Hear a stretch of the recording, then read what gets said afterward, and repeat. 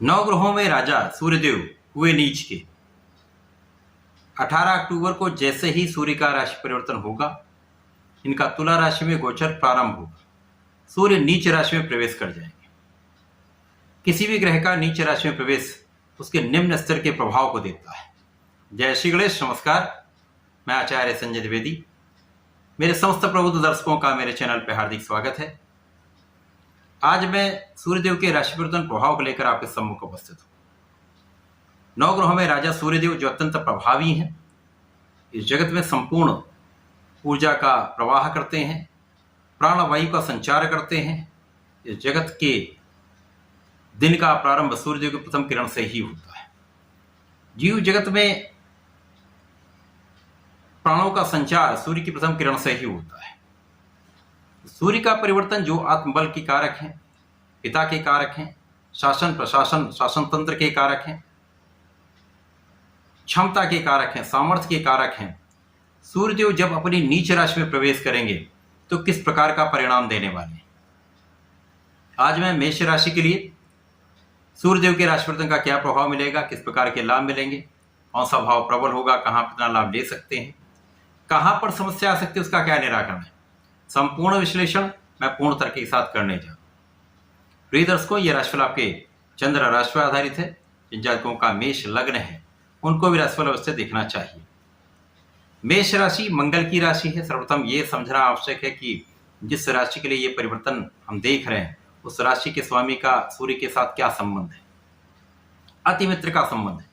मंगल सूर्य का संबंध अतिमित्र का इसलिए है क्योंकि सूर्य राजा है, नवग्रहों में मंगल सेनापति है।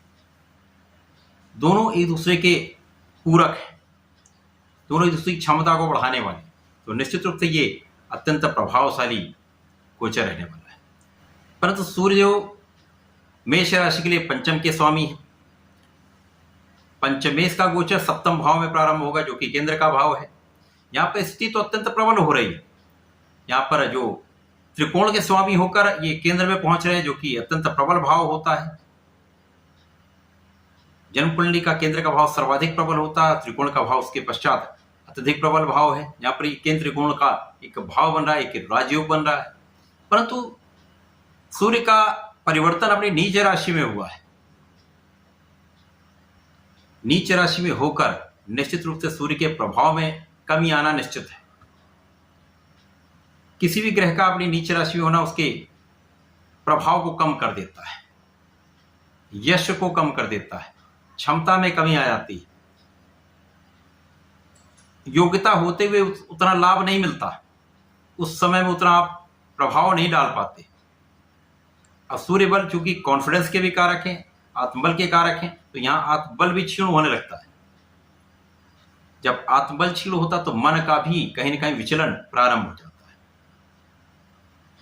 यहां पर सबसे अच्छी स्थिति यह बन रही है, यहां पर शुक्राचार्य जो तुला राशि के स्वामी है, उनका गोचर सूर्यदेव की राशि में चल रहा है। ये जो परिवर्तन राजयोग है, ये सूर्य के नीच के प्रभाव को कम करने वाला होगा। सूर्य और शुक्र एक दूसरे के प्रभाव को बढ़ाने वाले होंगे, जिसके कारण ये समय आपको लाभ देने वाला हो जाएगा। सप्तम भाव में होंगे तो निश्चित रूप से आपके प्रभाव को बढ़ाएंगे, आपकी क्षमता को बढ़ाएंगे। अवरोध आने के बाद भी आपको लाभ मिलेगा, आपके प्रभाव में बहुत कमी नहीं आएगी, शासन सत्ता का सहयोग मिलेगा। यद्यपि यहाँ पर कुछ अवरोध भी आएंगे, कुछ लोग आपके लिए एक कष्टकारी समय उत्पन्न करेंगे, परंतु आपके क्षमता के कारण, आपकी सामर्थ्य के कारण, आपके प्रभाव के कारण आप उन पर पार पा लेंगे तथा आप आगे बढ़ जाएंगे। सूर्यदेव का ये परिवर्तन 18 अक्टूबर से 16 नवंबर तक का है। यहाँ पर शुक्राचार्य 3 नवंबर तक सूर्यदेव की राशि में रहेंगे। उसके पश्चात इनका परिवर्तन बुध की राशि में हो जाए, जहां पर अपनी नीच राशि में पहुंच जाए। समस्या उसके बाद उत्पन्न होगी। यहाँ पर मेष राशि के लिए शुक्राचार्य का गोचर षष्ठम भाव में हो जाए। अब यहाँ पर आपके प्रभाव में भी कमी हो जाएगी, आपके कार्यक्षेत्र में भी निर्बलता आना प्रारंभ हो जाएगी, जहाँ पर लोगों का सहयोग आपको प्राप्त नहीं होगा। उच्चाधिकारियों के साथ आपकी पटरी नहीं खा पाएगी, जिसके कारण कहीं न कहीं कुछ समस्याएं उत्पन्न होंगी। यदि आप शासन प्रशासन में हैं, सरकारी सेवाओं में हैं, तो यहाँ पर कुछ न कुछ अवरोध अथवा कुछ नकारात्मकता आपको प्राप्त होने वाली है। अनावश्यक तनाव हो सकता है, अकारण आपको भय हो सकता है, नौकरी के क्षेत्र में कहीं न कहीं एक भय की स्थिति आ सकती है, कष्टकारी समय हो सकता है तथा यहाँ पर आपके कॉन्फिडेंस में भी कमी आ सकती है। पिता के से दूरी हो सकती है, पिता का आशीर्वाद उतना आपको मिल नहीं पाएगा। इसी प्रकार से यहाँ पर अनावश्यक शत्रु बढ़ेंगे, कुछ मौसम के रोग हो सकते हैं। यहाँ पर आप किसी व्यसन में भी पड़ सकते हैं, आपको ऋण लेने से बचना होगा। यदि आप ऋण का प्रयास करें तो ऋण के प्रयास में देरी हो सकती है या किसी न किसी कारण से ये अवरोध हो सकता है।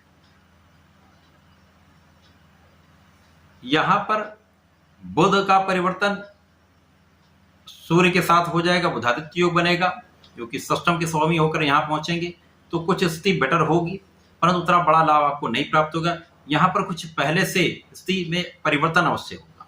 यहाँ पर कुछ आप लाभ ले पाएंगे, आपके परिश्रम के कारण, आपकी क्षमता के कारण आप कुछ लाभ ले पाएंगे, आपके कार्यक्षेत्र में प्रगति होगी। साथ ही साथ शत्रुओं पर आप विजय प्राप्त कर लें। यहाँ पर आप निश्चित रूप से शत्रुओं से आप बचेंगे भी और आगे एक अच्छा कार्य कर पाएंगे, अवरोध दूर होने लगेंगे। परंतु मेष राशि के लिए सूर्य का ये नीच राशि में परिवर्तन कहीं ना कहीं समस्या देने वाला है, कष्ट देने वाला है, अवरोध कराने वाला है। इस समय में आपको विशेष सावधान रहना होगा।